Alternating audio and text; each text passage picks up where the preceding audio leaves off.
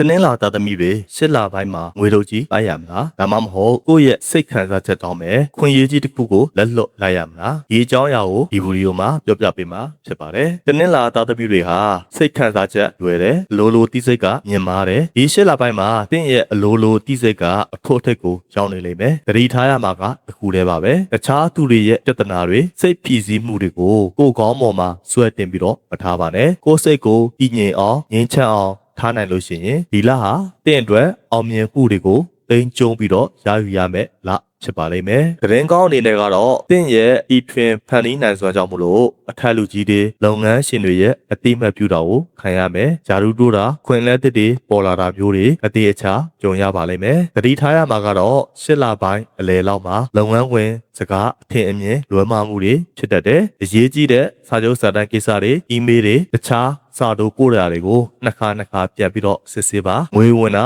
မှန်ပေမဲ့လို့စိတ်လိုလိုက်ပြီးတော့ဝေထွက်လေတဲ့လာဖြစ်လို့မို့လက်ဖွာတာကိုတန်တန်သမျှထိမ့်သိမ့်ပါအခြေရေးမှာတော့တနင်္လာသားသမီးတွေရဲ့စိတ်ကောက်လွယ်တဲ့ဝမ်းနည်းလွယ်တဲ့သဘာဝကိုပြုပြင်ရမယ်လာဖြစ်ပါတယ်ချစ်သူအိမ်တော်ဘက်ပေါ်မှာအလိုမကျတာတွေကိုစိတ်ထဲမှာစိတ်မခံစားဘဲနဲ့ပုံပွင့်လင်းလင်းတိုင်ပင်ဆွေးနွေးလိုက်တာကအခြေရေးကိုပုံမပြီးတော့ခိုင်မာစေပါလိမ့်မယ်တကူတော်သမားတွေလူလွတ်တွေအတွက်ကတော့ကိုလုံးချုံစိတ်ချမှုပေးနိုင်တဲ့ရင်းချက်တဲ့သူတယောက်နဲ့ဖူးစာစုံတွေ့နိုင်ပါတယ်။ကျမ်းမာရေးအနေနဲ့ကတော့စိတ်ဖိစီးမှုကြောင့်ဖြစ်တဲ့အစာအိမ်ပြဿနာနဲ့ခေါင်းကိုက်တာကိုသတိပြုပါ။ရှစ်လပိုင်းမှာကံအကောင်းဆုံးဖြစ်စေဖို့အတွက်ဝတ်ဆင်တဲ့အကြောင်းတွေကတော့ငွေရောင်အဖြူ